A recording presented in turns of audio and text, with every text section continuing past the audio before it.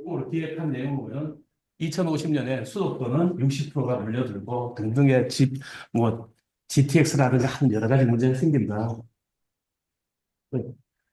그리고 우리 마강래 교수님도 여기 지방도시 살생부를 썼습니다만은 지방소멸, 지방소멸, 지방소멸 등등의 여러 그 지역에 대한 소멸에 대한 부분의 문제, 즉 수도권과 이 지방에 있는 도시 간의 이런 여러 가지 불균형 문제, 뭐 지금 많이 얘기가 되고 있고요.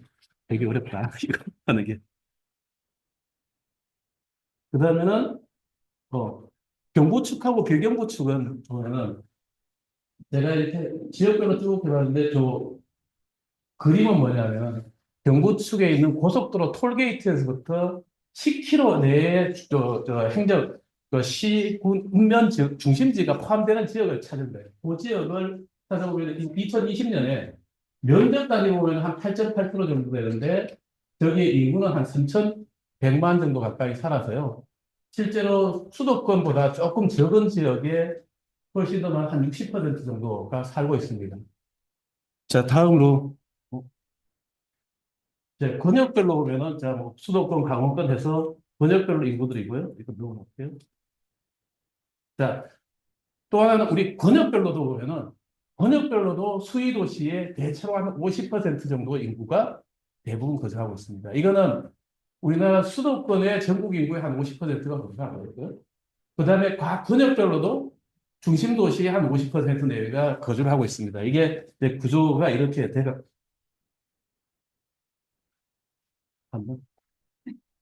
지금 안 넘어간다.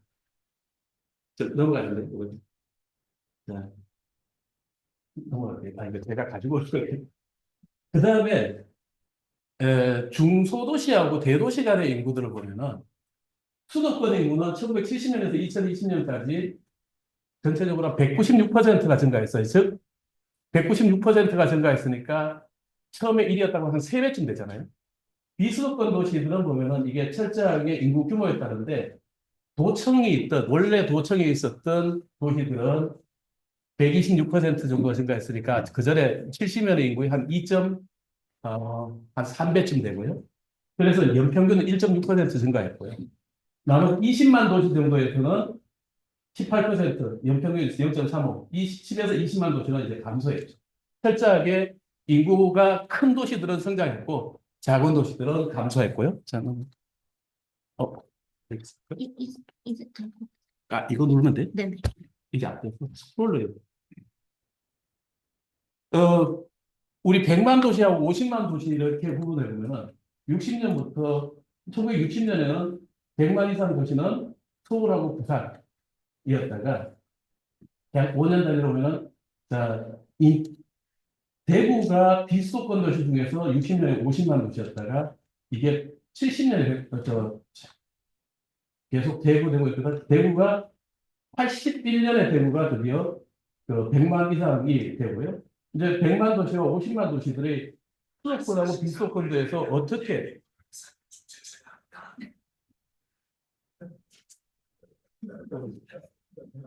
자, 뭐 지금 요 50만 도시, 100만 도시를 보면은 이제 대도시라든가 하는 것들은 계속 커지고 있고 우리가 중소도시라든가 소도시는 계속 줄은 사실은 규모의 경제가 훨씬 더 확대되고 있는 현상들을 좀 볼 수 있을 것 같고요. 그다음에 도시 농촌 간에는 우리 도시 부분은 행정구역 면적으로 따지면은 우리는 이제 그 시부, 과거의 시부, 그 동부 지역을 우리가 일반 도시 지역이라고 그랬고요. 읍 지역은 우리가 소도시라고 그러거든요. 그래서 도시라고 하면은 일반 시와 소도시를 합쳐서 우리가 도시라고 했고, 여기에 사는 사람들의 인구 비율을 우리가 도시화율이라고 얘기하는데, 보통 우리 두 개를 합친 도시 지역이 전체 행정구역 면적 중에서 한 7,700에서 약 한 7.9%에서 지금 현재는 한 25% 정도가 행정구역으로 따지면은 도시지역으로 되어 있어요. 즉, 동부와 업부로 되어 있고요. 한 75% 정도가 면다리 지역으로 구성이 되어 있습니다. 그리고 인구는 현재 시지역, 도시구 지역에 약 900만 정도 살던 곳에 지금 한 4,700만, 91% 정도가 살고 있고, 농촌 지역이 따지면 우리나라 90% 이상이 농촌 지역이었는데 여기에 1,500만 정도, 1,600만 정도가 살다가 지금은 460만 정도 살고 있습니다. 저는 이거는 그냥 단순하게 수치들을 보여주고요. 자, 그러면은 이런 여러 가지 불균형이라든가 인구가 왜 이렇게 이동이 되냐 하는 것들에 대해서 1970년대 박정희 정부에서 네 가지 정도를 얘기를 했어요. 첫 번째 하나는 중앙집권적인 우리 정치 체제. 두 번째는 서울에 공장이 많이 몰려 있다. 세 번째는 대학이 많이 있다.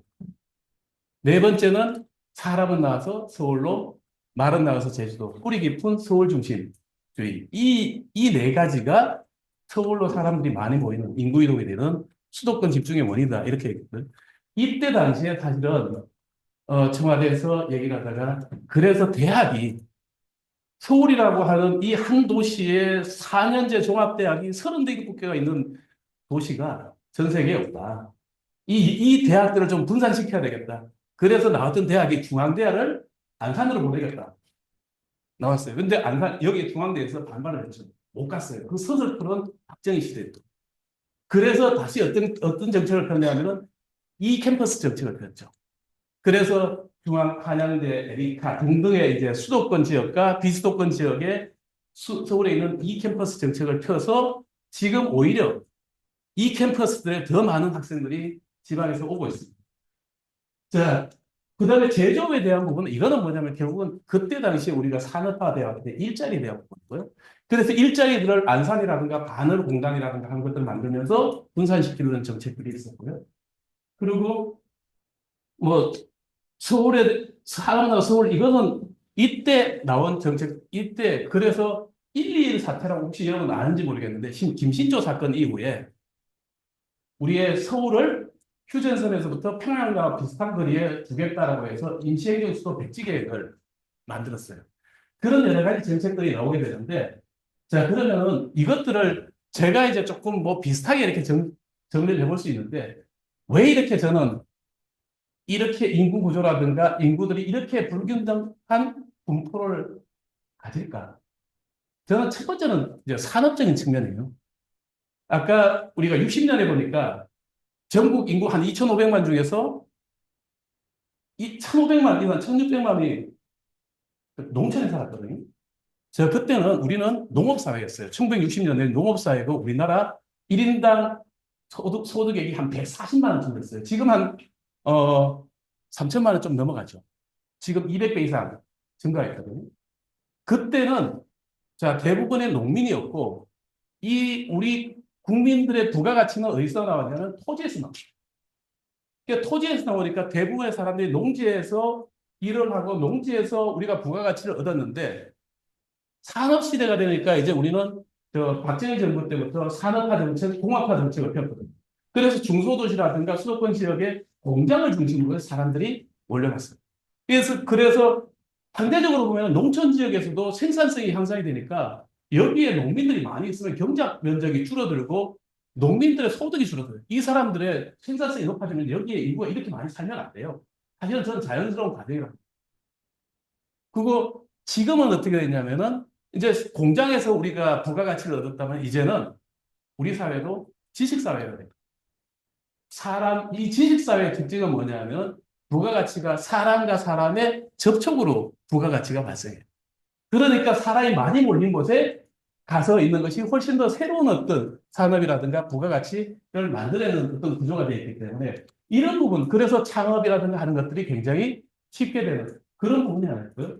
두 번째는 뒤에 얘기했습니다만 인적 차원이 될 텐데 이게 주로 고급 또는 그 젊은 또는 머리 좋은 아이들이 다 서울로 왔죠.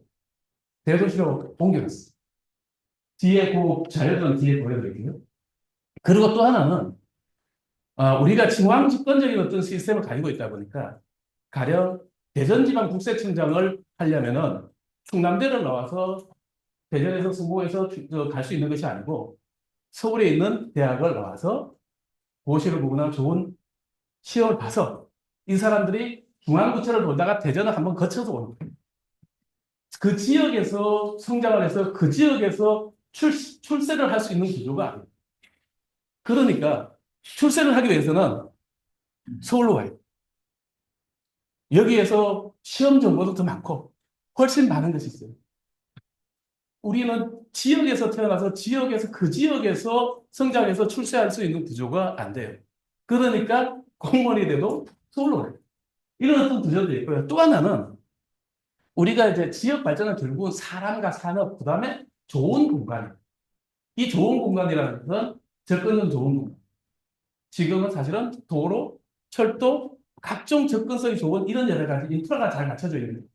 지금 수도권이 지금 이제 GTX뿐만 아니라 각종 도시 광역철도 이런 여러 가지들이 잘 갖춰져 있어요. 자, 그런 어떤 부분이 있고요. 그 뒤에 이제 여기에 뭐 나와 있지만은 하나는 나와서 서울로, 그다음 저는 또 하나는 명칭에 대한 차별도 있다고 하는데 저는 우리나라에서 서울이라는 명칭이 언제 나왔냐면 1946년 8월 14일에 처음 서울이라는 명칭이 나와요. 이게 미 군정에서. 그때는 신문에 처음 나오게 된 거는 어떻게 나오냐면은 이제 미 군정에서 이 미국의 DC처럼 버지니아 쪽에서 DC를 독립시키잖아요. 우리도 경기도에서 분리를 시키겠다, 서울을. 그래서 첫 번째 이름은 서울 인디펜던트 시티, 서울 독립시다. 근데 이 독립시가 이게 우리에 잘 안 맞으니까 특별시로 바꿔줘. 그래서 특별시가 되고 나서 그 다음에는 우리는 그 뒤에 62년인가 3년에 부산이 직할시로 빠지고요. 81년에 대구하고 인천이 직할시로 빠지면서 이게 분리되면서 이제 광역시, 그 다음에 일반시, 시군, 그래서 저는 사실 2004년에 이 얘기를 서울연구원에서 하면서 얘기했어요. 저는 충주시에 살기 때문에 그나마 시민인데, 저 군다리 지역에 살면은 시민 참여도 못하는 국민이어서 이거 향소국에 사는 사람도 아니고 명칭을 왜 이렇게 꼭 차별을 해야 되냐. 그리고 그런 분리적인, 지금 이제 또 보면은 과거에는 우리가 그 지금 뭐죠? 국토기본법에 전시되는 국토종합개발계획법에 도계획은 도계획으로 하면 되는 거 지금 23년에 우리 총학력계획이라는 제도가 들어왔잖아요. 이게 왜 들어왔냐? 이게 이제 직할시 분리되고 우리가 95년에 지방자치를 하면서 두 개를 완전히 분리시켰죠. 그러니까 행정 기능이 같이 통합될 수가 없어요. 그러니까 이제 굳이 총학력 계획이 필요 없었던 부분이 이 분리가 되다 보니까 이제 총학력 계획이라든가 하는 형태로 지금 다시 이제 만들어지는 이런 여러 가지 문제들이 나왔고요. 사실은 또 뒤에 좀 나오겠지만은 균형 발전하겠다고 하지만 실질적으로 투자되고 하는 것들은 대부분 사실은 기존에 발전된 지역에 투자가 이루어진 거죠.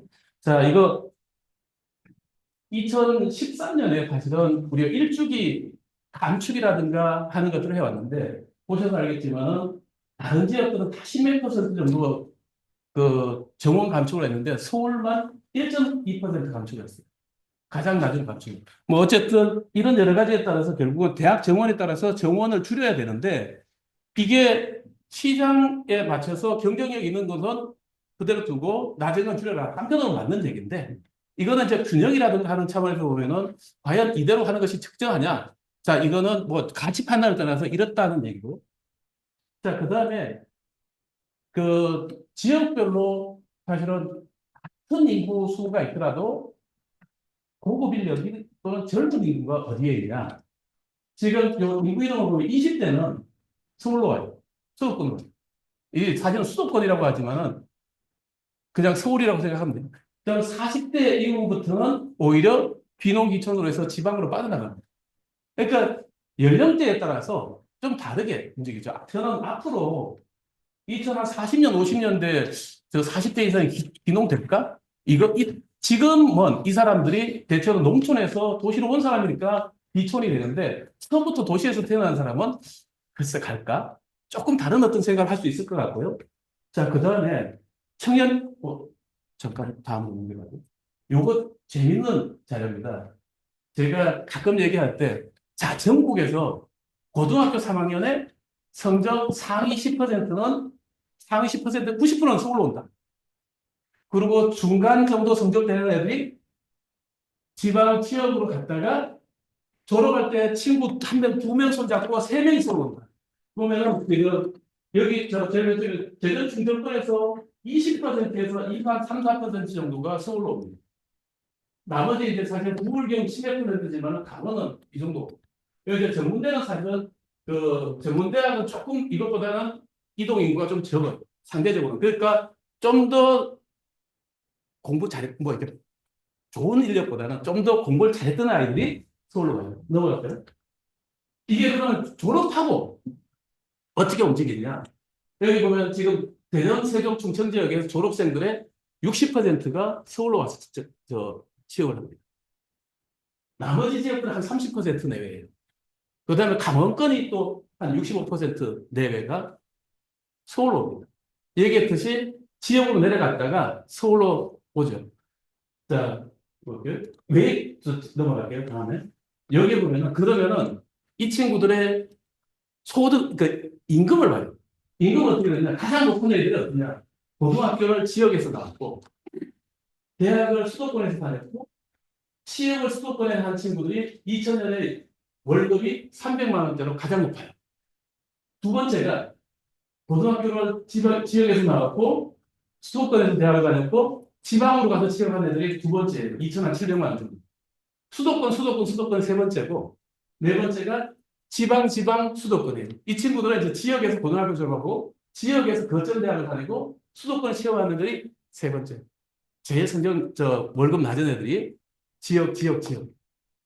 그러니까 이게 한편으로 보면은 젊은 친구들이 어떻게 이동하냐. 또 우리의 좋은 인력이라고 고급 인력이라고 얘기하면 어렵지만 어쨌든 공부 잘했던 아이들, 시험 잘 보는 애들이 어떻게 움직이냐 하는 것들.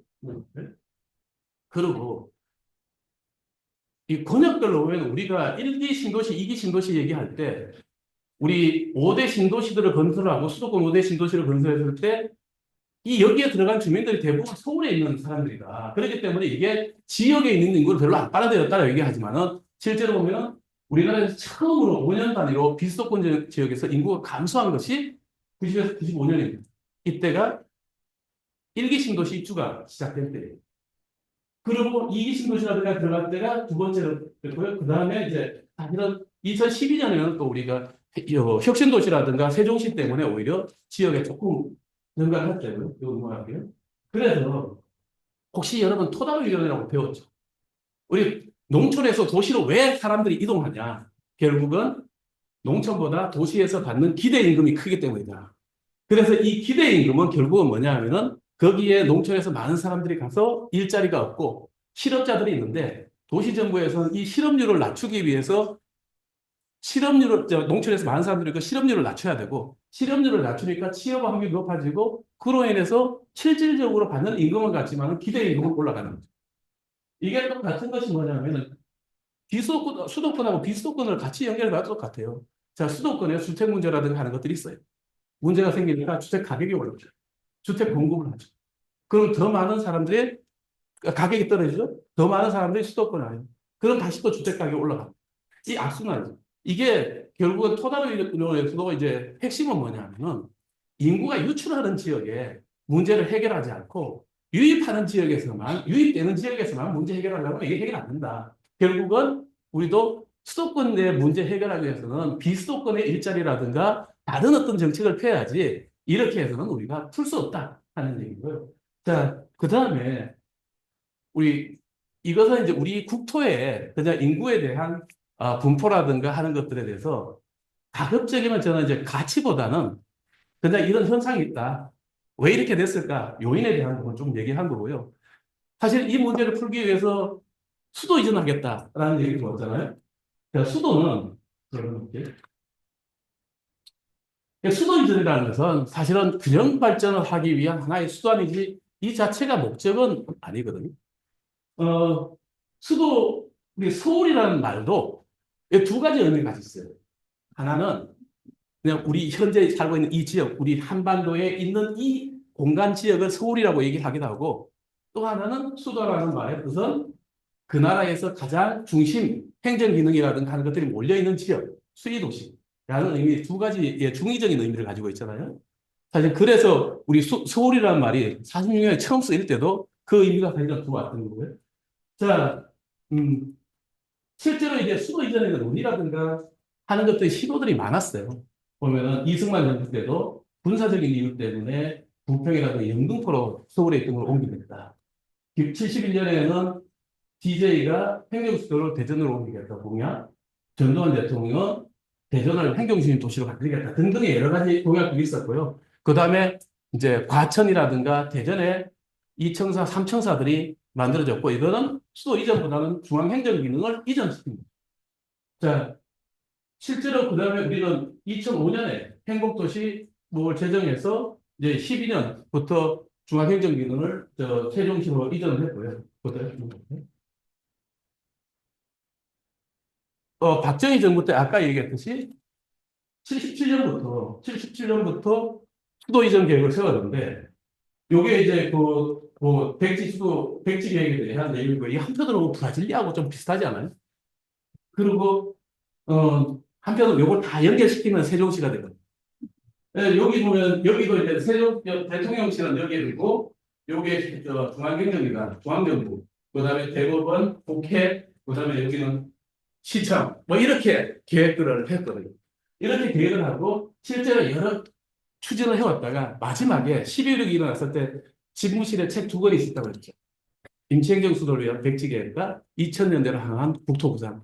그만큼 사실은 애착을 가지고 한 몇 년 더 살았으면은 아마 수도 이전을 했었을 거예요.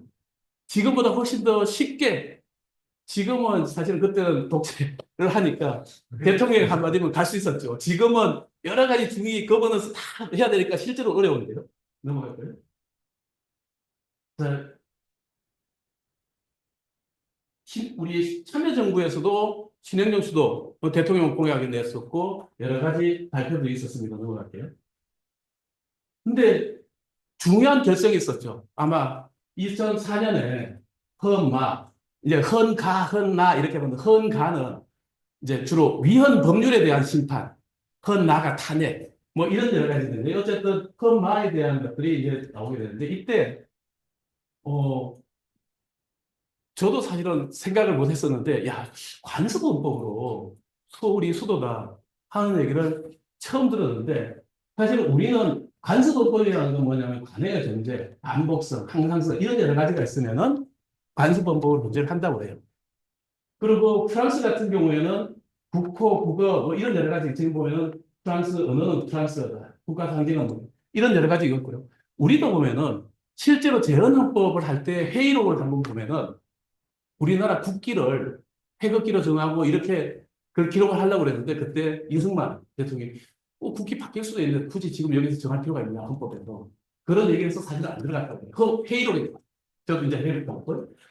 그리고 우리는 국호, 뭐 이런 여러 가지에 대한 것들이 사실 헌법에 안 들어가 있습니다. 근데 북한은 국장, 그리고 국가의 휴장, 우리도 국장 보면 가운데 태극이 있고, 뭐 이렇게 태극이 있고, 무궁화로 이렇게 되어 있는 국장이 있죠. 국장을 어떻게 할 것인지, 국기, 국가, 뭐, 노래, 국가, 수도, 이런 여러 가지 조항들을 헌법에 북한은 넣었어요. 근데 좀 특이한 거는, 우리가 대한민국 헌법 제3조가 대한민국 영토는 한반도와 그 부속도서를 한다. 이렇게 되니까, 우리 48년 8월 15일에 7월 17일에 재헌 헌법을 만들었잖아요. 그죠? 12일에 만들고 17일에 공포를 했는데 우리가 그렇게 하니까 북한이 9월 9일에 공화국을 만들면서 조선민주주의 인민공화국에서는 서울을 한다 이렇게 했어요. 그게 이제 72년에 사회주의 헌법으로 바뀌면서 평양으로. 왜 그렇게 했었냐? 우리는 북한의 입장에서 보니까 니네 남한만 실질적으로 그걸 가지고 있는데 무슨 북한까지 한반도가 이렇게 하냐고 해서 거기에 대한 반발로 북한의 수도는 서울로 한다고 이렇게 해서 넣었다가 이제 바꾼 거죠. 어쨌든 국가별로 이런 여러 가지를 하는 경우도 일본도 사실은 헌법에 수도 조항은 없습니다. 다만 수도권에 대한 부분이 있어요. 우리도 헌법에 수도는 없고 수도권 정비법은 있죠. 그 수도권 정비법에 서울, 인천, 경기를 수도권으로 한다 이렇게 돼 있어요. 넘어갈게요. 그리고 이제 이때 진행된 수도에 대한 이 위헌 판결을 한 것들, 그 다음에 요 위헌 판결을 내린 것과 이분들이 이제 그 뒤에 행복도시법 있죠.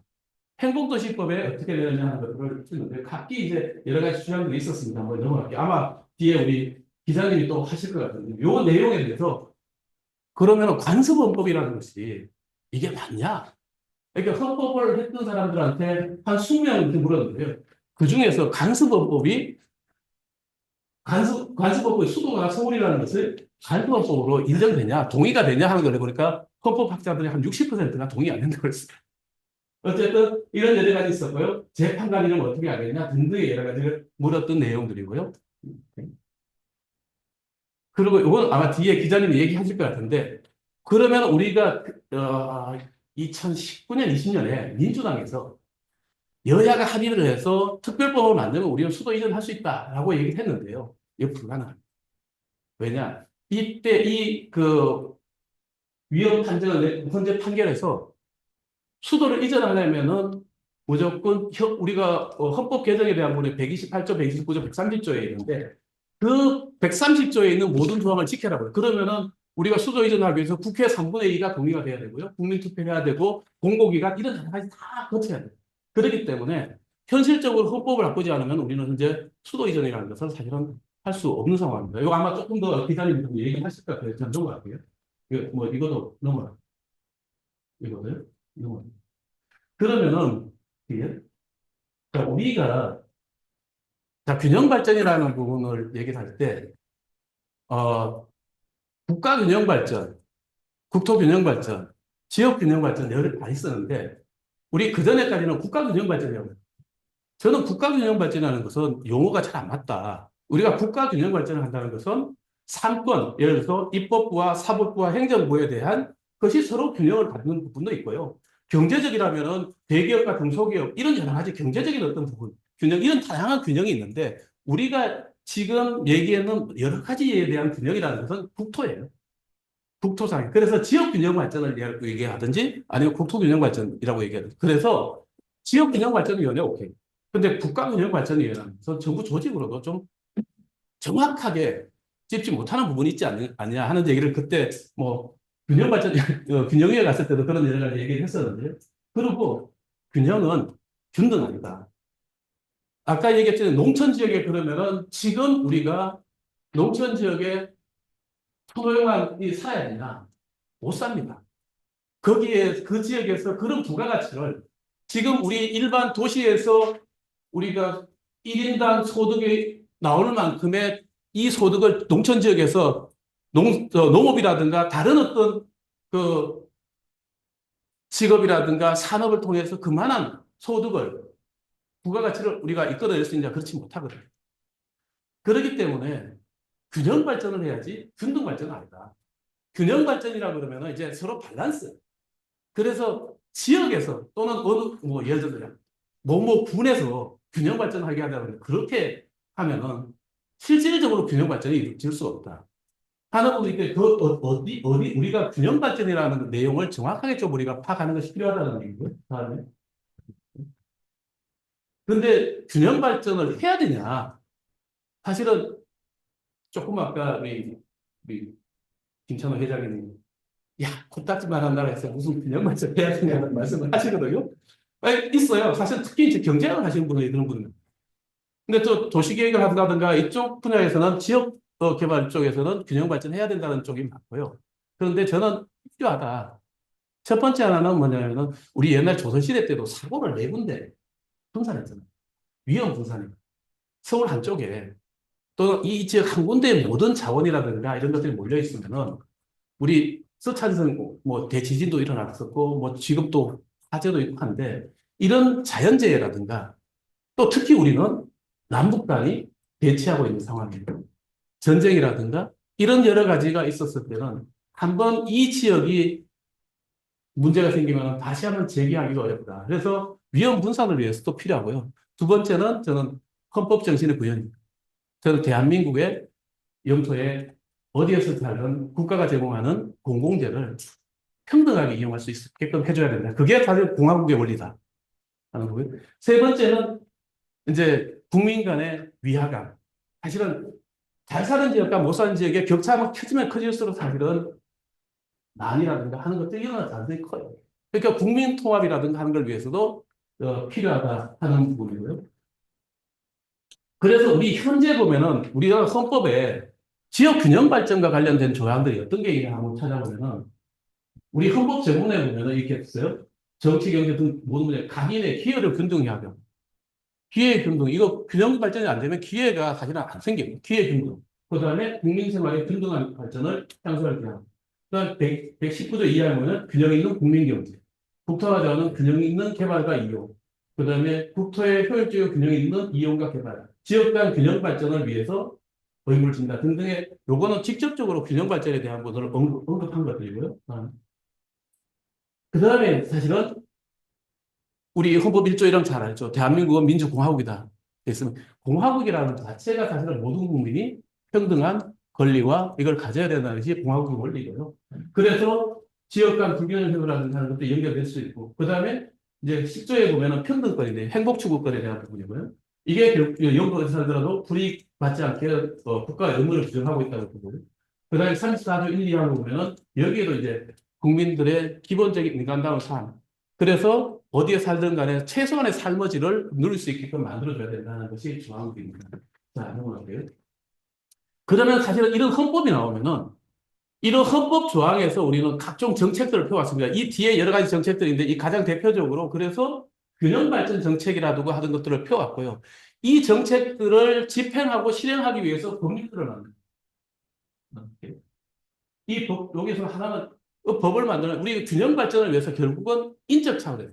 그럼 인적 차원이라는 것은 지역 대학에 있는 또는 지역에 있는 교육기관에 우수하게 인력을 양성하기, 우수한 인력을 양성하기 위해서 지원하는 것들이 있습니다. 이거는 이제 지역 대학의 여러 가지 평등권이라든가 지방 대학에 대한 육성이라든가 하는 걸 법률들이 있고요. 그다음에 공간 정책으로 보면 산업에 대한 지원이 있고요.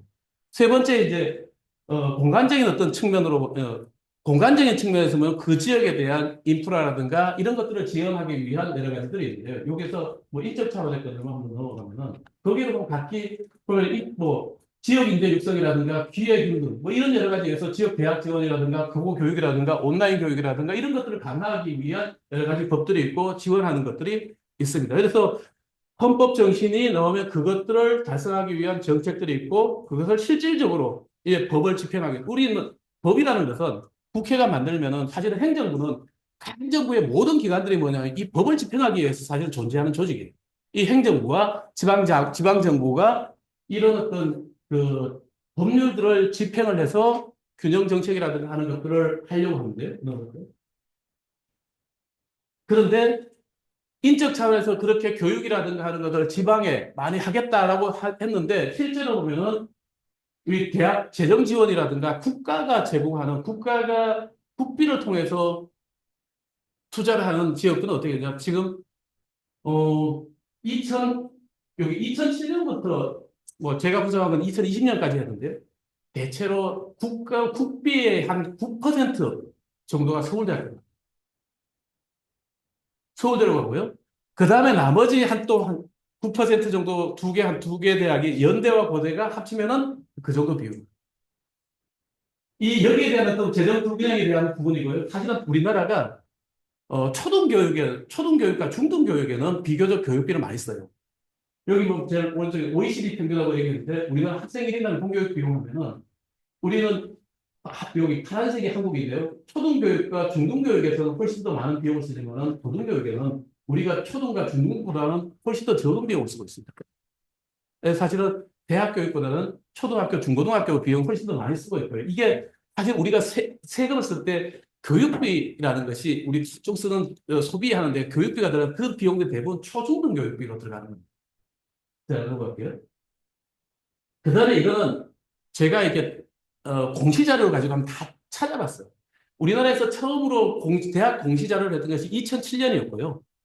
그 다음에 이제 2020년 것이 작년까지 찾을 때는 2020년까지밖에 안 나왔어. 최근 거는 제가 못 조작하는데 보면은 자 서울대학교에 이때 한 해 서울대학교에 1,428억이 지원했는데 요때 약 1조 4천억 정도가 전국의 200개 대학에 나눠주는데 그중에서 1,400억 정도 약 한 10% 정도가 서울대학교 지원입니다.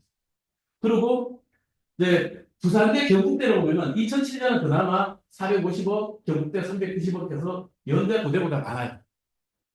그런데 이게 2020년이 됐거든요. 서울대학교 6천억 갖고요. 연대 4,200억 갖고요. 고대 3,540억 하고 주로 서울에 있는데 이게 가죠. 자, 이게 말은 아까 지역대학에 법률을 다 해서 지역대학에 투자를 하겠다 해가지고 실제로 돈 들어간 거 찾았다 보면은 서울에 있는 대학을 다 했어. 그래서 계산을 해보면은 서울대학교 학생 한 명한테 들어가는 비용. 그 이때는 이제 이 비용을 서울대학교가 1년에 총 쓴 비용을 학생 1인당 따놓으면 약 7천만 원에서 8천만 원 정도가 들어가요. 충북대학교를 해보면 계산해보니까 2,400만 원? 500만 원 정도. 그래서 야, 서울대학교 등록금이 대충 한 700만 원쯤 되니까 700만 원 되고 7천만 원짜리 교육을 받고 충북대는 한 600만 원쯤 되고 2천만 원짜리 교육을 받아요. 그러니까 실제로 이 교육에 대한 불균형들이 이렇게 사실은 존재를 하고 있다. 이게 이렇게 되니까 사실은 젊은 아이들이 청년이들이 당연히 더 좋은 교육을 받으러 와야 되겠죠. 자, 이게 현실이고요. 넘어갈게요. 그 다음에 뭐 이런 어떤 현실을 얘기한 거고, 그 다음에 앞으로 그럼 우리가 헌법을 개헌하면 어떤 부분을 좀 바꿔야 될까? 제가 제 생각보다는 가급적이면은 제 생각은 있지만 그것보다는 좀 나온 얘기를 가지고 하기 위해서 문재인 대통령이 2018년에 개헌안을 냈어요. 그때 개헌안에 어떤 내용이 있었냐 하는 것들을 보면은, 자, 헌법 전문에 보면은 이게 들어와요. 분권과 자치와 분권을 강화하고, 그 다음에 헌법 전문에 또 지역 간 균형 발전을 강화하고 하는 얘기가 균형 발전에 대한 얘기입니다. 헌법 전문은 뭐냐 하면은, 헌법 전문이라는 것은 우리가 현재 130개의 헌법 조항이 있는데 그 조항을 압축해갖고 요약 정리한 것이 헌법 전문이라고 생각합니다. 그 헌법 전문에 이 정신이 들어왔고요. 1조 3항에 대한민국은 지방 분권 국가를 지향한다는 내용이 들어가고요. 그 다음에 3조 2항에 우리가 3조에는 한반도가 그 부속 도서가 영토 조항이 있는데 여기에 수도 조항으로 법률로서 정한다는 조항이 들어갔고요. 그 다음에 능력과 적성에 따라서 적성이라는 부분을 넣었죠. 그 다음에 121조 보면은 뒤에 나오면 이제 우리는 지방정부라는 말을 씁니다. 그전에까지 이게 지방정부라는 말을 쓰는 것은 뭐냐면은 우리는 지금 헌법에 지방자치단체라는 말을 쓰고 있습니다. 이 지방자치단체라는 말을 쓰는 것은 뭐냐면 중앙정부가 가지고 있는 여러 가지 행정기능을 단순히 이행받아서 집행하는 기구 정도로 보는 거예요. 종속한. 대등한 어떤 중앙정부와 지방정부를 대등한 관계를 보지 않는. 그런 차원에서 뭐그 정신은 좀 바뀌어 있고요. 넘어갈게요. 뭐 지방정부에 대한 부분, 뭐 의회 조항이라든가 하는 것들이 너무 시간 많이 갔다. 넘어갈게요. 그래서 지금 여러 가지 조항들에 보면 새롭게 지역 균형 발전이라든가 분권에 대한 여러 가지 조항들이 꽤 많이 들어가 있습니다. 저는 뭐 계속 넘어갈게요. 넘어가고요. 앞으로 뭐 지방정부라든가 자치단체라는 말을 어떻게 쓸 것이냐. 그리고 이 문재인 대통령이 냈던 안이 반드시 좋지는 않지만은 그래도 지역 균형 발전이라든가 또 수도 이전이라든가 하는 부분에는 조금 더 진일보한 여러 가지 내용들이 있어서 앞으로 우리가 수도 저 헌법이라든가 하는 것들을 개정할 때 조금 더 참고 레퍼런스는 좀 더 활용하고 뭐 좀 다른 어떤 얘기가 좀 들어갈 부분들이 사실은 있지만은 그런 여러 가지 레퍼런스라든가 하는 것들을 좀 활용할 수 있다 하는 차원에서 넣었습니다. 시간이 생각보다 많이 갔네요. 이상 발표를 마치도록 하겠습니다. 감사합니다.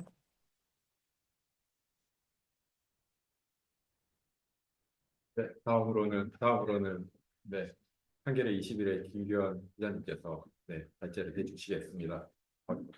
안 되는구나. 됐어. 꺼내. 마이크는 안 써도 상관없나요? 여기 앞에서 아니면 아니, 마이크를 저기 다시 던지고- 가면- 네, 그러면- 네, 해주실게요. 저는 발제문을 PPT가 아니고 그냥 이렇게 그 문장을 써서 네, 만들었어요. 네. 여기 보여주시죠. 그래도 사진이 있는데 좀 의견이 요걸로 하셔도 돼요. 이거 볼게요. 네. 네, 안녕하세요. 저 한길의 21의 선기자들이라는 김경이라고 합니다. 오늘 이렇게 공부하시는 분들 네, 이런 세미나 자리에 오게 돼서 영광입니다. 사실 제가 토론회는 많이 나가는 편인데 주로 뭐 사회단체라든가 시민단체라든가 아니면 뭐그 국회라든가 정부 쪽 그런 토론회들이어서 이렇게 공부하시는 학자분들이나 학생분들 앞에서 이렇게 토론회 참석하는 건 거의 처음인 것 같습니다. 네, 영광입니다. 네, 좀 걱정도 됩니다. 워낙 앞에서 그 학자다운 그런 발제를 해주셔서 저는 뭐 학자는 아니고 언론인이니까 제 경험 그리고 그 제가 그동안 이제 취재했던 것들 그런 것들 중심으로 해서 좀 말씀드리겠습니다. 이 수도 이전, 균형 발전 이 문제에 대해서 제가 가장 먼저 관심 갖게 된 거는 2002년이에요. 제가 그 당시 서울시를 출입하는 기자였거든요. 사회부의 기자였는데 그 노무현 대통령이 이 정책을 수도 이전 정책을 들고 나왔지 않습니까?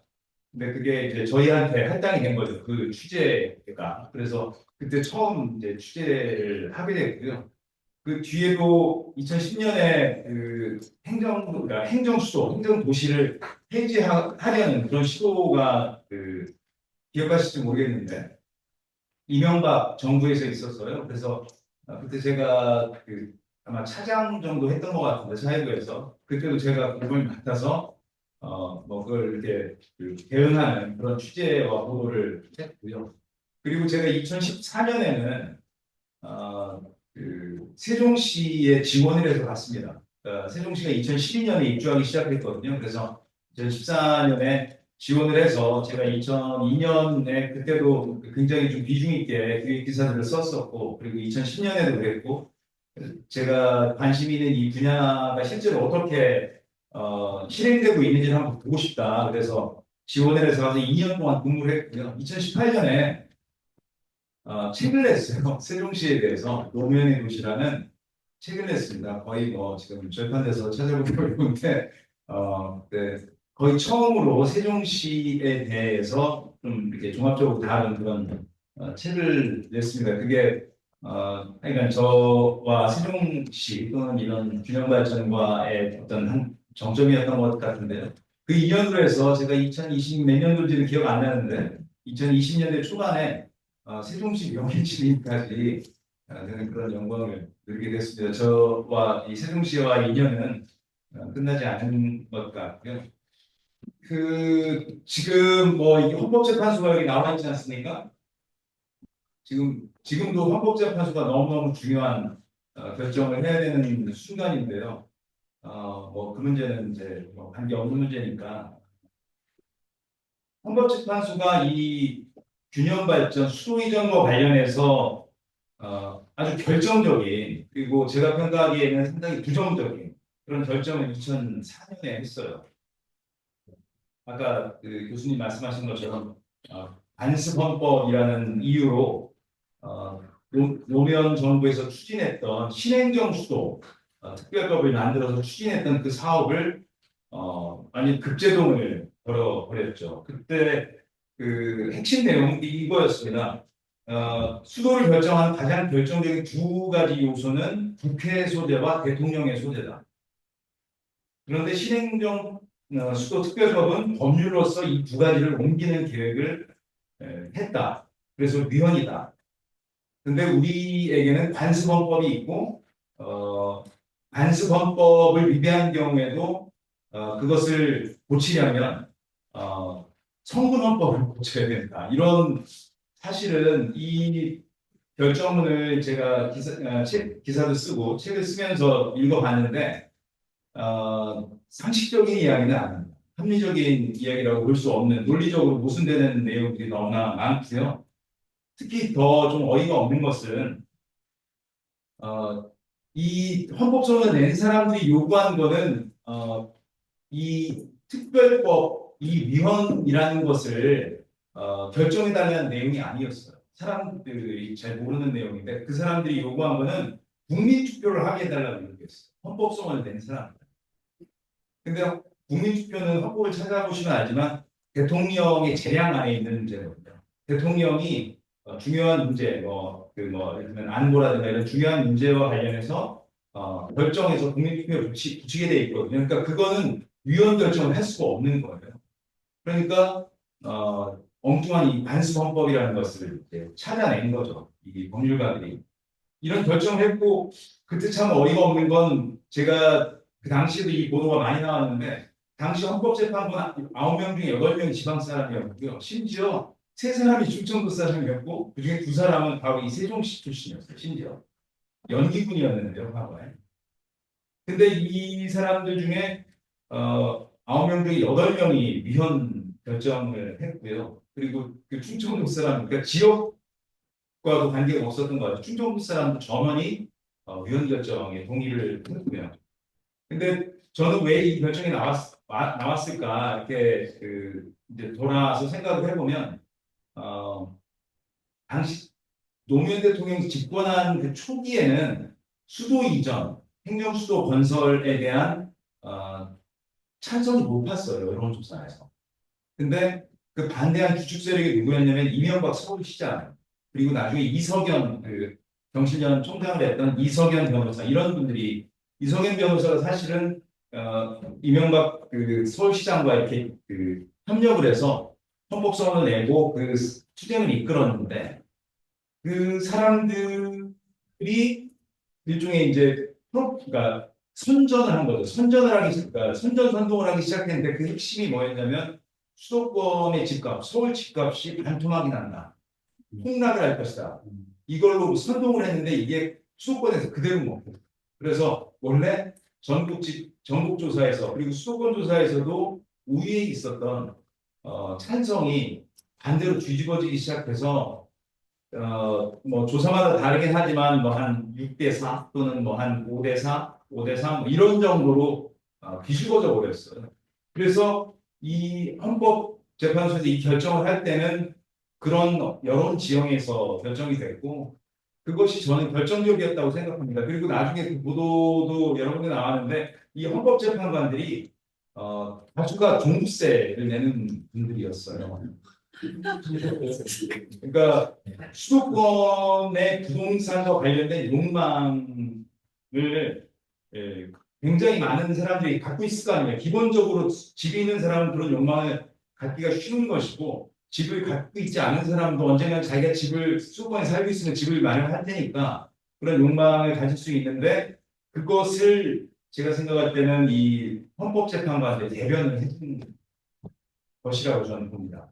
그 부동산 가격, 집값 이것이 가장 결정적인 요소였다고 생각을 하고요.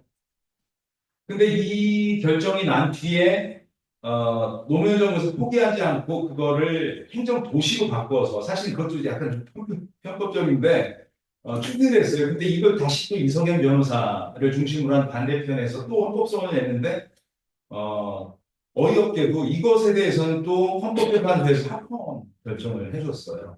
그래서 세종시가 추진이 됐는데 그 결과는 어떻게 됐냐면 서울에 있는 서울 수도권에 있는 한 60여 개의 핵심적인 정부기관과 공공기관이 세종시로 한 2만 명 정도 그리고 150여 개의 공공기관 수도권에 있는 공공기관 서울에 있는 거기 임직원 한 5만 명 정도가 전국에 그 10개 혁신도시로 갔죠. 혁신도시 이외에도 몇 군데 더 갔는데 주로 혁신도시로 갔습니다. 그러니까 한 200여 개의 기관, 전체적으로 한 200여 개의 기관이 세종시와 혁신도시로 이렇게 갔고요.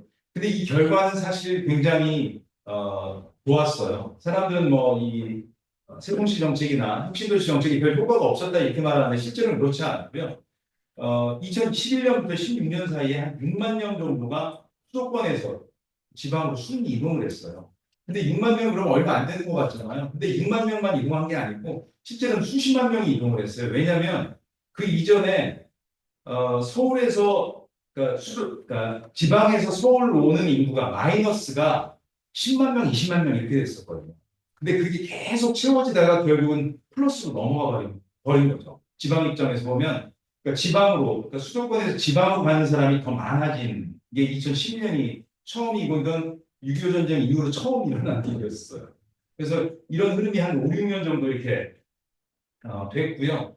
이때 또 특징적인 건 뭐냐면 요 그래프 보시면 알지만 이 그래프 조금 잘못 그렸는데 2002년부터 2010년, 11년 요때까지 11년까지 9년 동안 GRDP 수도권 GRDP 비중이 감소했어.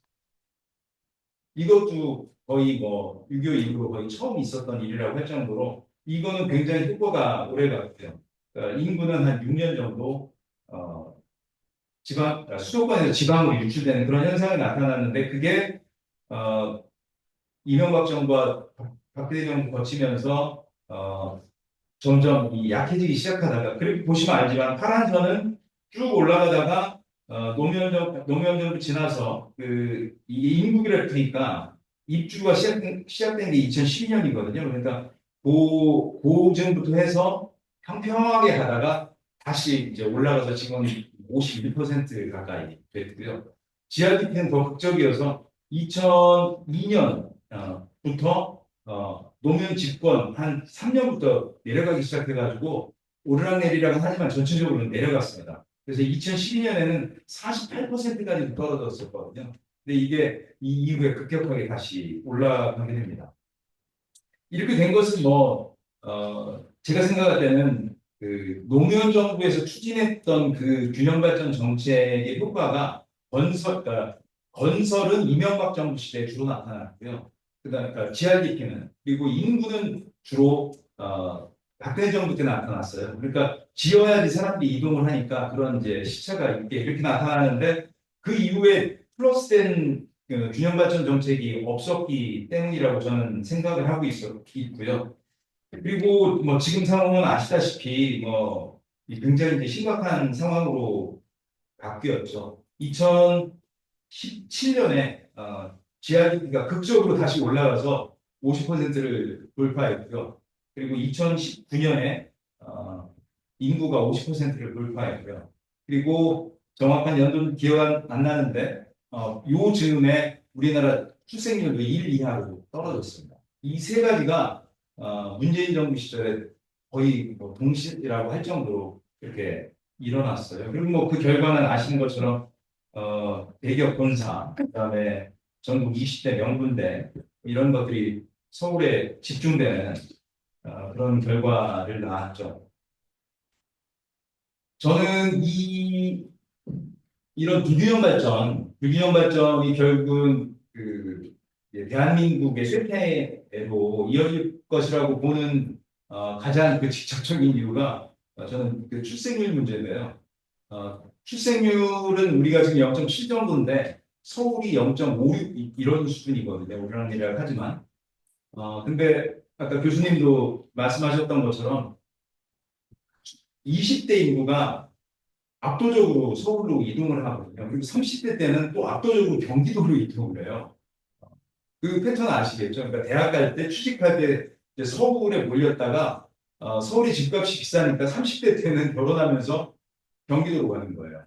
이 패턴이 나타나고 있는데 아시는 것처럼 서울의 여러 가지 환경 때문에 교육 환경, 주택 환경 때문에 인구 그러니까 학교 출산율이 뭐 0.56 이런 수준이지 않습니까? 그러니까 결국은 우리나라의 젊은이들을 서울이 빨아들여가지고 여기 정주하게 만들면서 결혼이나 출산을 굉장히 어렵게 만드는 그런 구조로 빠져들었고요. 지금 현재도 20대를 빼면 전체 인구 세대를 놓고 보면 지방으로 계속 나가고 있습니다. 지금도. 근데 20대가 계속 엄청난 숫자로 서울로 몰려들기 때문에 두 번의 물결이 있는데 대학교 진학할 때 졸업 직후에 그냥 서울로 다 몰려들거든요. 그러니까 이것을 막지 못하면 저는 우리나라는 어렵다 이렇게 생각을 하고요. 왜 균형 발전 정책이 지속되지 못했나? 이후 정부가 안 했죠. 이후 정부가 왜 안 했는가? 저는 그런 생각을 하면 이 수도 이전이 불발된 것 이것이 저는 결정적이었다는 생각이 듭니다. 그러니까 2004년에 헌법재판관들이 한 결정이 20년 뒤에 대한민국에서는 재앙을 가져왔다. 그리고 지금 헌법재판관들도 우리 미래에 또 굉장히 선물을 줄 수도 있고 재앙적인 결정도 할 수 있는 딱 그 시점에 놓여 있는데요. 균형 발전 관련해서 제가 두 가지만 한번 해명을 드리고 싶어요. 하나는 균형 발전 효과가 별로 없었다고 이렇게 말하는데 실제로는 그래프에서 봤던 것처럼 분명한 효과가 나타났다는 걸 말씀드리고요. 지금도 사람들이 세종시나 혁신도시에서 출퇴근을 많이 하고 뭐 주말 공부 많이 한다 이렇게 얘기하는데 실제로 통계를 보면 그렇지가 않아요. 세종시 공무원들은 2014년에 이미 단독 또는 가족 동반으로 80%가 이동을 했어요. 그러니까 국장, 실장급, 과장급이 이런 정도만 거기에 있고 사실상 다 이주한 거죠. 그리고 공공기관 이주원들도 66%가 이주를 했는데 서울과 거리가 멀수록 훨씬 더 많이 가족동반으로 이주를 했습니다. 그러니까 이 이주율은 매년 높아지고 있어요. 왜냐하면 지금 옮겨진 지가 거의 한 10년씩 이렇게 됐지 않습니까? 그러니까 신입사원들은 서울이나 수도권에 집을 사거나 전세를 얻을 이유가 없거든요. 신입사원은 당연히 그 지역에 집을 얻고 정주를 하게 되거든요. 그러니까 자연스럽게 이 정주율, 가족동반 이주율은 높아질 수밖에 없는데요. 근데 저는 이 수도 이전이 안 된 것, 이것으로 인해서 저는 사람들에게 뭔가 이 시대가 변하고 있다. 이런 것을 그러니까 뭔가 주지 못했다. 이런 생각이 많이 들고 특히 이걸 한번 좀 뒤집을 수 있었던, 이런 흐름을 뒤집을 수 있었던 정부가 저는 문재인 정부라고 생각하는데 문재인 정부에서 균형 발전과 반대되는 부정적인 정책들이 굉장히 많이 썼습니다. 이를테면 제2차 공공기관이 지금 이전 대상이 한 120개에서 많게는 한 500개 정도 되거든요. 근데 이거 이전하는 걸 포기했고요. 그리고 제2대통령실, 이건 오히려 윤석열 대통령이 추진을 했고 문재인 대통령은 이것도 포기했고요. 그리고 SK 하이닉스 용인 같지 않습니까? 그것도 원래 지방의 구미라든가 뭐 청주라든가 전주 지방대도에서 엄청난 파격적인 조건으로 제안을 했는데도 다 거부를 하고 수도권 충량까지 풀면서 용인에다가 해줬어요. 이런 게 저는 굉장히 결정적이었다고 보고 그리고 결국은 제가 볼 때는 이 균형 발전 정책을 추진하지 않음으로써 여러 가지 다른 뭐 금융적인 세계 경제적인 이유도 있지만 수도권 집값이 폭등을 했잖아요. 그때 3배가 올랐거든요. 박근혜 정부부터 문재인 정부까지 서울 집값은 3배 정도가 됐는데 그 결과로 이 수도권 인구가 점점 이렇게 폭발하게 되니까 그 GTX를 건설해서 경기도 지역에서 서울로 짧은 시간에 이동할 수 있게 만들어준다는 GTX는 원래 김문수라는 지금 장관 그 사람이 그 경기지사를 할 때 훨씬 이전에 추진했던 건데 그 전 정부에서 전혀 추진하지 않았어요. 이명박 정부나 박근혜 정부에서 추진하지 않았던 거를 문재인 정부가 추진을 했어요. GTX를. 이것도 지금 3호선까지 해서 한 15조 정도 드는 사업이거든요. 그리고 국립 이건희 기준관 이것도 이건희 회장이 엄청난 뭡니까 그 기증품을 내놨잖아요. 어마어마한 기증품을 내놨습니다. 근데 그것을 어디다 보관할 것인가를 두고 전국에서 유치 신청이 들어와서 전국 40곳 정도가 신청을 했는데 문체부에서 너무 많은 지역에서 신청을 했기 때문에 조정할 수 없다. 그래서 서울에 지켰다. 그래서 우리나라에서 가장 큰 미술관이 있는 그 사간동 아시죠? 사간동 송현동 그 바로 옆에다가 이거 거의 미술관인데 거기다가 그 미술관을 짓겠다고 이런 결정을 했어요. 그래서 우리나라에 국립미술관이 4개인데 수도권에 3개가 있고 지방에는 청주 한 곳밖에 없습니다. 대전이나 대구나 부산이나 광주에는 국립미술관이라는 게 없어요. 근데 또 국립미술관은 서울에 짓는 이런 결정을 했거든요.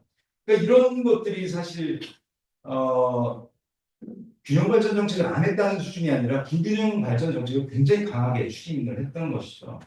근데 저는 너무나 아쉬운데 만약에 노무현 정부의 수도 이전 정책이 그대로 실행이 됐다면 저는 이런 꼴까지는 우리가 맞지 않았을 것이다 이런 생각을 해요. 그러니까 뭐 가정을 해서 얘기하기는 어렵지만 저는 대통령실과 국회가 만약에 세종시로 옮겨갔다고 했으면 저는 우리나라의 그 GRDP라든가 인구가 50% 돌파하는 일은 없었을 거라고 생각합니다.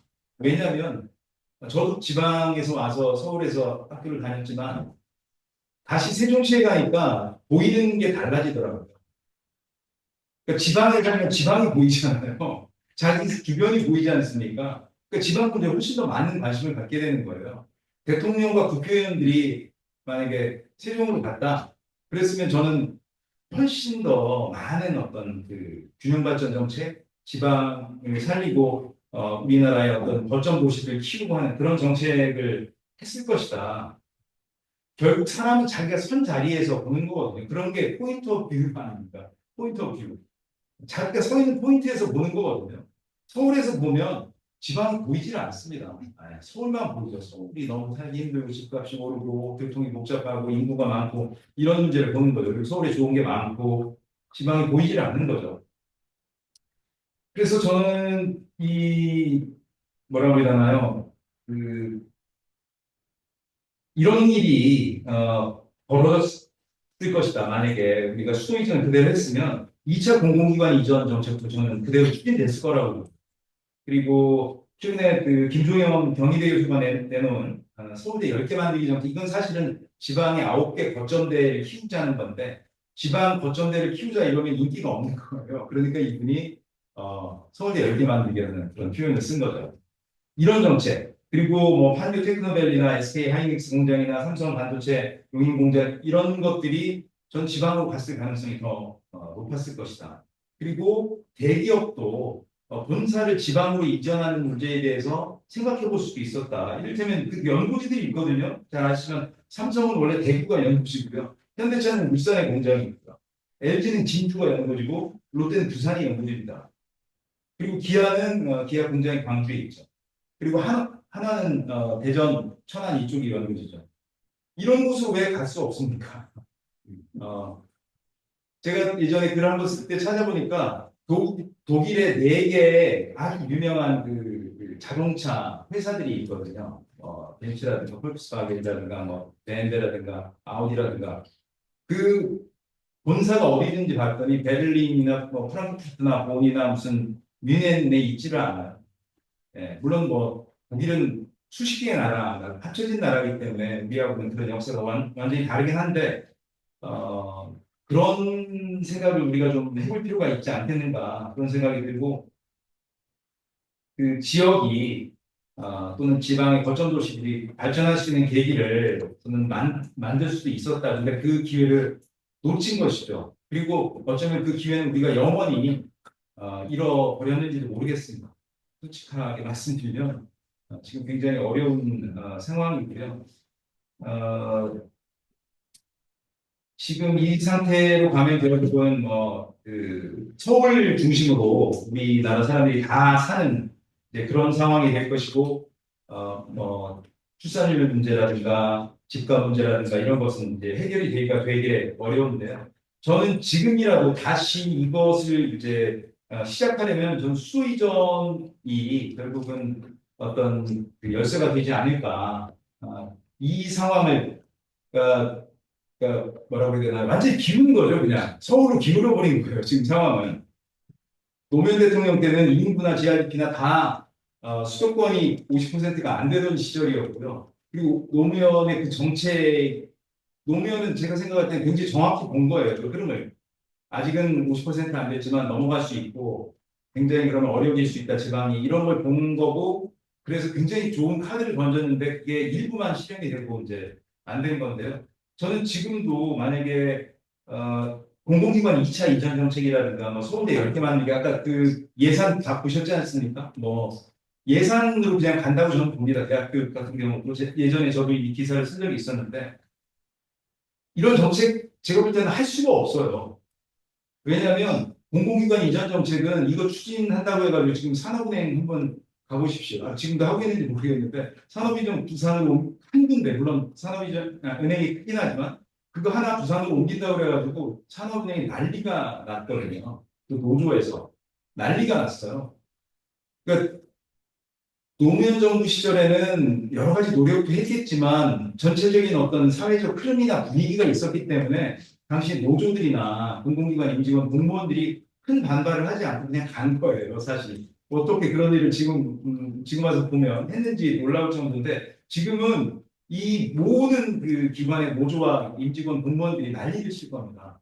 그리고 또 서울대 10개 만들기 한다고 해서 지방에 있는 9개 국립대를 집중적으로 지원하자는 거거든요. 서울대 수준으로 그 핵심 내용은. 그걸 지금 서울 연구대 뭐 다른 서울에 있는 중앙대 받아들이겠습니까? 예. 아무도 못 받아들일 거란 말이죠. 그래서 저는 이 불파구가 뭐냐? 대통령과 국회가 깃발 들고 세종시로 가는 겁니다. 그 정도의 어떤 행동을 보여주지 않으면 우리 사회 구성원들이 이걸 받아들이기가 너무너무 어려울 것이다. 근데 다행히도 최근에 지금 대통령실 용산에 있잖아요. 그래서 그 용산 대통령실 문제가 사실 심각하게 있거든요. 그 문제를 해소하는 방식으로 청와대로 가는 것과 세종시로 가는 것 두 가지 방안이 많이 논의가 되지 않습니까? 근데 몇몇 사람들이 그 세종시로 가는 제안을 해서 그나마 좀 다행스러운 것이 아닌가 그런 생각을 하는데 좀 잠깐만 지금 가져오겠습니다. 예, 지금 마시는 분들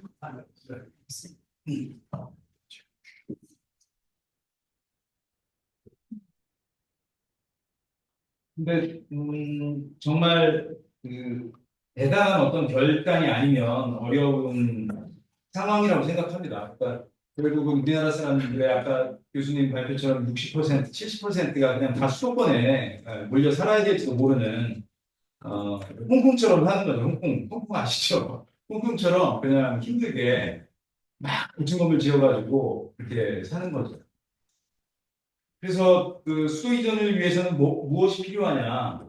두 가지인데 결국은 개헌을 해야 되고 또 한 가지는 거기에 맞는 그 국회와 대통령실을 세종시에 마련을 해야 되죠. 지금 한 70% 이상의 행정부는 세종에 있습니다. 근데 사람들은 그런 걸 거의 사실 인식하지 못하죠. 왜냐하면 중앙행정부에 중요 회의 있지 않습니까? 그건 다 서울에서 열립니다. 정부 서울청사에 다 열립니다. 지금 그 총리실 옮긴 지가 벌써 한 2, 3년 됐는데 제가 생각할 때 총리들이 세종에 가서 머문 날은 아마 100일도 되지 않을 거예요.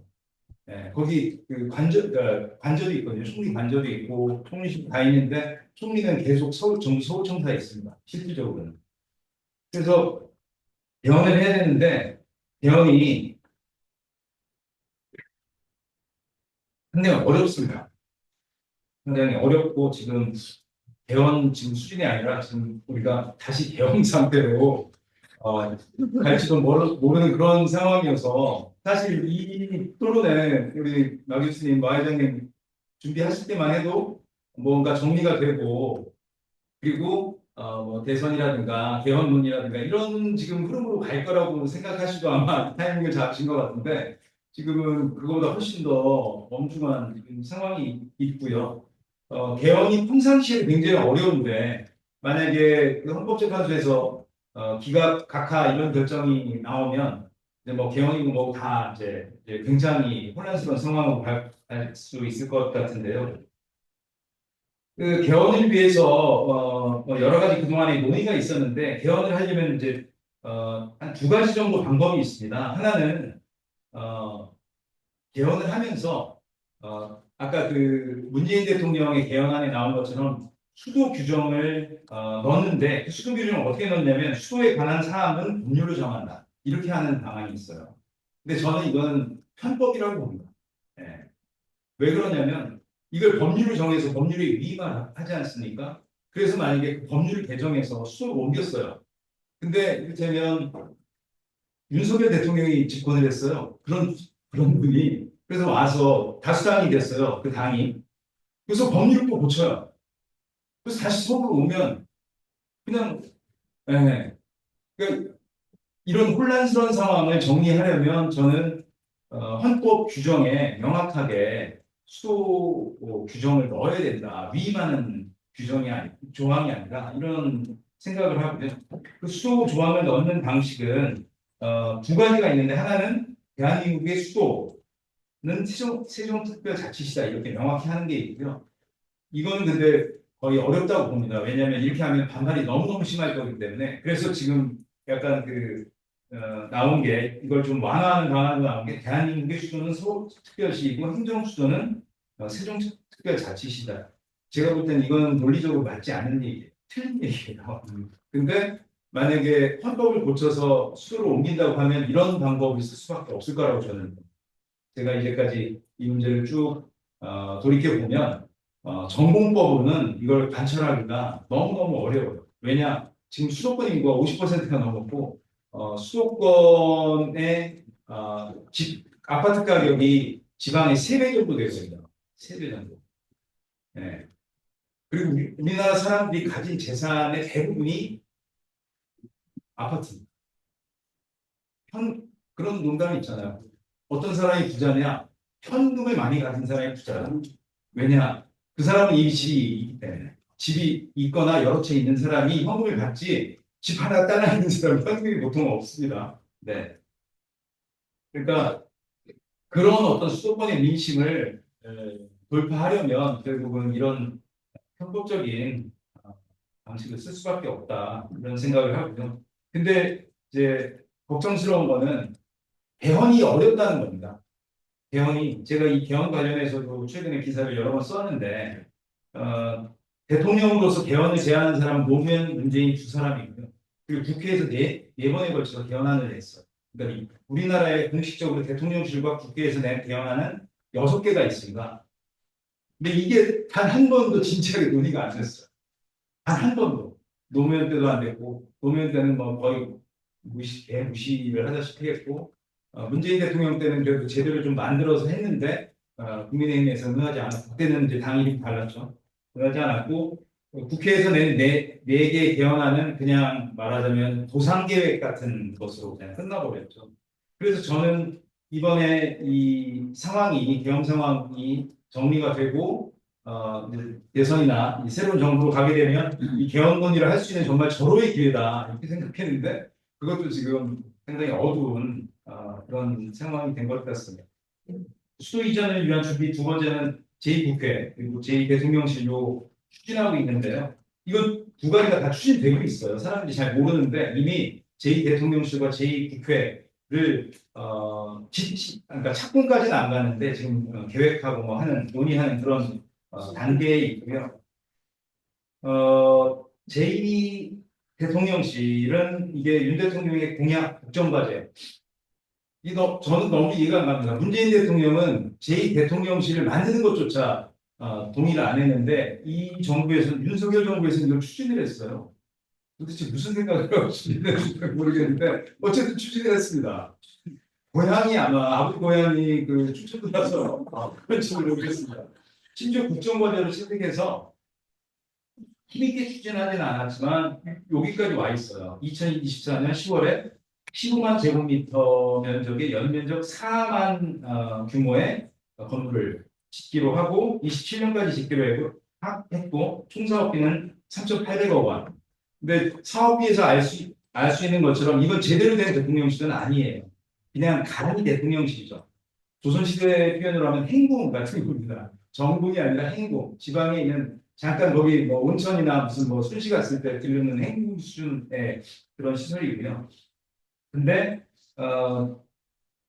그 국회는 조금 달라요. 국회는 국회 자체에서 연구를 해서 어떤 결과를 내놨고 이를테면 본회의장 정도, 의원회관, 본회의장 이런 것 정도만 그러니까 제대로 안 돼 있고 국회는 굉장히 제대로 짓는 그런 계획을 지금 해서요.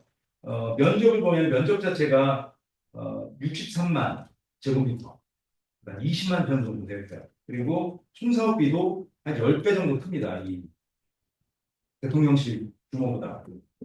뭐 이 사업비가 많다고 해서 좋은 건 아닌데 제가 생각할 때는 이거는 상당히 그러니까 제대로 그러니까 추진을 한다고 볼 수 있죠. 규모에서 보면. 그리고 그 내용도 보면 12개 위원회와 예산정책처, 입법조사처, 국회 도서관. 그러니까 국회 본회의장과 의원회관만 이제 안 들어가 있는 거라고 보시면 될 것 같아요. 근데 여기 지금 상당히 문제가 많은 게 지금 하나는 대통령실은 행정도시청에서 추진을 하고 이 국회는 국회에서 추진을 하고 전체적인 그림이 없어요. 그래서 최근에 행정도시청에서 이거를 국제 설계 공모를 하는데 고1 때 이게 요 지도 보시면 알지만 지도에서 그 여기 노란 부분이 있거든요. 이 노란 부분 이게 국회 터고요. 요게 대통령실 터입니다.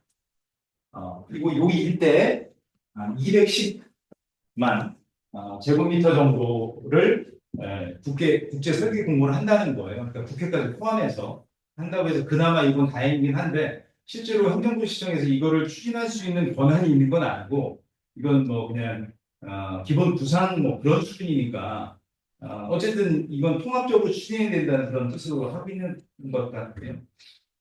근데 저는 이 제2국회 제2대통령실에 좀 문제가 좀 많이 있다고 느껴서 뭐 몇 가지 좀 말씀드리려고 합니다.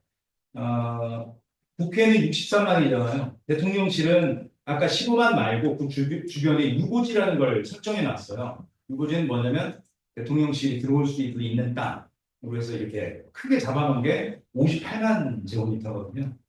근데 경복궁이 43만이에요. 그러니까 그 규모를 여러분이 이렇게 생각을 하실 수가 있겠죠. 근데 이거는 기존의 국회나 대통령실의 2배 정도 되는 규모. 근데 이게 다른 나라의 국회와 대통령실과 비교하면 어느 정도냐면 세종시의 제2국회의 면적은 영국 의회의 16배예요. 그리고 세종시에 준비되는 제2대통령실의 서해 면적은 미국 대통령실인 백악관의 8배 나와요. 그래서 저는 이것에 결연하게 반대합니다. 저는 이런 대로 대통령과 국회의원이 들어가면 제가 여기다가 너무 심한 표현을 썼는데 저는 머리가 썩을 거라고 생각합니다. 그러니까 민주적인 국가에서 내가 그 대표로서 대통령을 하고 국회의원을 한다는 생각보다는 저희가 투원층이다 이런 생각을 할 수밖에 없죠. 그리고 또 하나 안 좋은 게 뭐냐면 이 입지인데요. 이 입지가 지금 이 지도에서 보시면 알지만 녹색 부분이 위쪽으로 위쪽 여기 이걸 보면 여기가 국회터고 여기가 청와대터거든요. 위 그다음에 이쪽 서쪽 이 두 군데는 산입니다. 그리고 이 남쪽은 이게 한 80만 평 정도 되는 중앙공원이에요. 수목원, 중앙공원, 뭐 호수공원에 합쳐가지고 80만 평. 이쪽은 뭐냐? 금강입니다. 이쪽은 잘 안 나오는데 이 입지가 완전히 그 고립된 곳이에요. 완전히 고립돼요. 그러니까 제가 생각할 때는 약간 70년대식으로 북한의 공격을 막기 위해서 잡은 것 같은 그런 터예요. 그래서 저는 이 터도 건강하지가 못하다. 이런 곳으로 가서는 안 되고 사람들 속으로 들어와야 된다 이런 생각을 하고요. 그래서 저는 그 빨간 동그라미 그려놓은 데가 바로 정부 첨사거든요. 정부 세종청사인데 정부 세종청사는 아시다시피 우리나라에서 가장 큰 공공건물이에요. 우리나라에서 그 한 15개 정도의 건물을 이어놨어요. 15개 건물을 이렇게 삼자 모양으로 이렇게 이어놨거든요. 그래서 그 규모도 충분히 크고 그리고 그 내부에도 한 6, 7만 평 정도가 비어 있어요. 그래서 저는 그 안에 터를 활용해서 대통령실이든 국회든 짓고 그 주변에 그 정부청사를 활용해서 국회나 정부에 필요한 그런 어떤 공간을 마련했으면 좋겠어요. 제 생각은 그런데 아마도 조금 전에 제가 말씀드린 그 머리가 썩을 그 장소로 국회와 대통령실이 만약에 옮겨진다면 옮겨질 가능성이 여전히 크겠죠.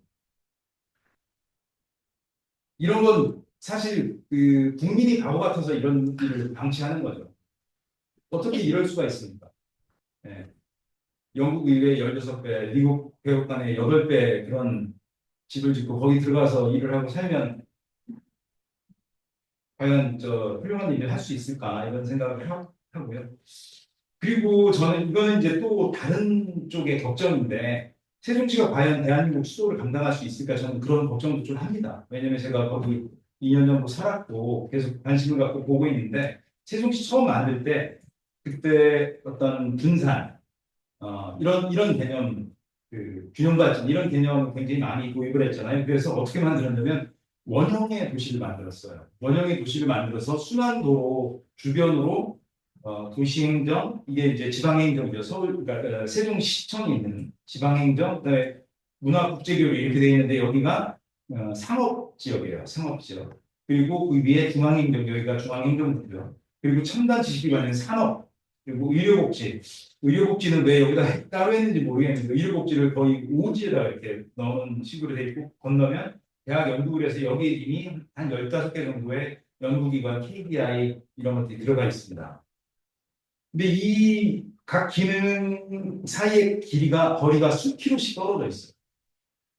그러니까 사실 이런 기능은 도시의 중심부, 우리가 도심이라고 말하는 CBD라고 말하는 그 도심에 만들어져야 되는데 이거를 한 20 몇 킬로 정도 되는 원상에 다 늘어나 버렸어요. 그러니까 사실 가보면 도시가 아닙니다. 네. 도시가 아니에요. 도시로서의 매력이나 힘이 전혀 없는 황당한 도시예요. 그리고 이 사이는 제대로 개발되지 않아서 여전히 비어있는 땅들이 굉장히 많이 있죠. 대학 같은 경우는 거의 유배를 보낸, 대학 연구기능은 거의 유배 보내는 수준이에요. 강남 쪽으로. 그러고서는 보행자 친화도시, 뭐 친환경 도시 만든다고 그러는데 차가 없으면 살 수가 없는 도시거든요.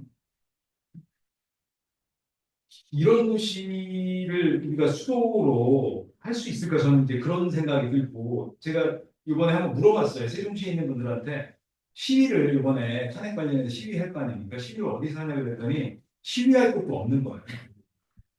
그러니까 우리는 생각하면 이를테면 시청 앞이라든가 광화문 앞 딱 들어오잖아요. 각 도시마다 그런 센터가 있는 거거든요.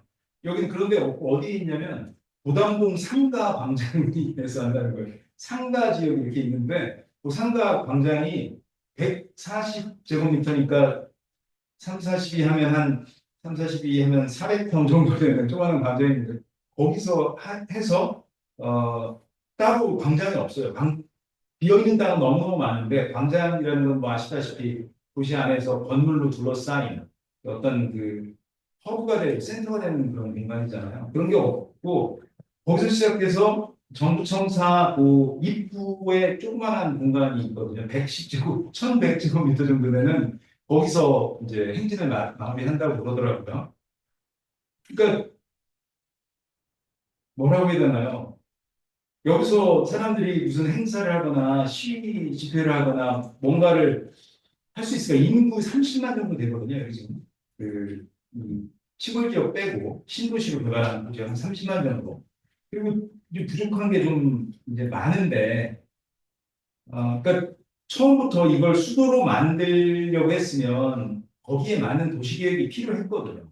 거기에 맞게 도심을 잘 만들었어야 되는데 이제 그런 게 안 돼 있고 여기 필요한 게 이제 제대로 안 되는 게 많은데 이렇게 되면 미술관, 박물관도 없고요.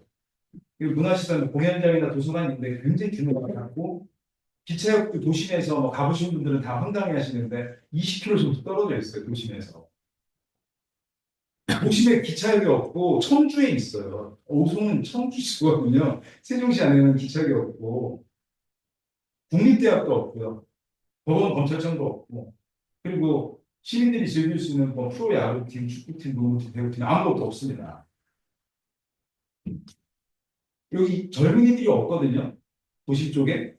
저 외곽에 조치원 쪽에 가면 그 지방 캠퍼스가 한 두 개 정도 있어요. 홍대하고 제기고 고대인데 왜 젊은이가 없겠어요? 여기 일자리도 별로 없고 대학이 없고 그러니까 이런 수준의 도시를 우리가 수도라고 부를 수 있을까 이런 것도 걱정이고요. 그리고 또 하나는 이건 이제 구조적인 문제인데 전국 도시에서 다 나타났는데 세종시하고 혁신도시 10개를 다 신도시로 만들었어요.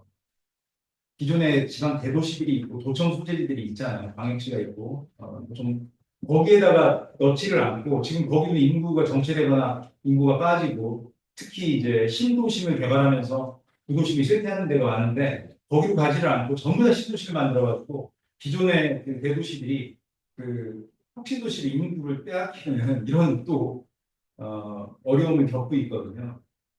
근데 지금 균형 발전을 할 때 여러 가지 방법이 있지만 아까 이제 중소도시와 대도시 또 수도권 이런 그 사이에 또 차별들이 있는데 저는 지금 수도권과 지방이 경쟁을 하려면 거점 도시를 키워야 된다고 생각하거든요. 거점 도시에 대학도 있어야 되고 거점 도시에 공공기관도 있어야 되고 거점 도시에 중국 직장이 있어야 되거든요. 근데 이게 이 혁신 도시에서도 완전히 실패해 버린 것이죠. 150개로 옮겼지만 제가 볼 때는 그게 그 원래 도시의 가운데로 들어가지 못했기 때문에 기껏해야 10개에서 10개, 15개 정도의 공공기관 옮기는 건데 도심에 있는 건물을 지어도 되고 건물을 사서 들어갔으면 되는데 그걸 전부 다 따로 만들어 놔가지고 그러니까 다 힘이 빠져버린 거예요. 지방 대도시들이. 그래서 이걸 어떻게 해야 되는가 이게 너무 걱정인데 최근에 한국은행에서 이 보고서를 한 2편 정도 냈는데 그 2편 보고서의 핵심 내용이 이거예요. 지방이 살기 위해서는 조금이라도 균형 발전을 하려면 지방 거점 도시를 키워야 된다는 거예요. 그래서 여기 또 뭐라고 얘기했냐면 공항, 고속철도, 그다음에 대규모 문화 의료 시설, 교육 시설, 그다음에 수도권에서 이전한 공공기관 이걸 다 거점 도시에 집중을 해야 된다 이렇게 거기서는 제안을 했거든요. 근데 지금 정책은 정반대로 갔고 이건 고질적인 문제가 지금 돼버렸죠. 세종시에서는 세종시 인구의 40%가 대전 사람이에요. 세종시 인구의 60%가 충청도 사람이고요. 30%만 수도권 사람입니다. 다른 지역에서도 그 구도심과 신도심이 경쟁하는 일이 벌어졌는데 거기 혁신도시까지 넣어야지는 이제 꼴이 된 거죠. 그래서 과연 이걸 우리가 현명하게 해결해 나갈 수 있을까 이런 걱정이 됩니다. 왜냐하면 제2차 공공기관 이전을 윤석열 정부 들어서 잠깐 논의한 적이 있었는데 그때 각 지역에서 난리가 났어요. 왜냐하면 기존 대도시 그리고 혁신도시 그리고 중소도시까지 나서서 서로 유치하겠다고 난리가 났거든요. 근데 결국 저는 기존의 지방대도시와 혁신도시 사이의 경쟁이 될 거라고 보는데 그 문제를 잘 풀 수 있을 것인가 그런 게 걱정이 되고 세종시의 경우는 대전시와 세종시 사이의 이 어떤 경쟁, 불필요한 경쟁과 갈등 이것을 잘 해결할 수 있을까 이게 참 걱정이 됩니다. 뾰족한 수는 없는 상황입니다. 네, 이 정도로 마치겠습니다. 고맙습니다.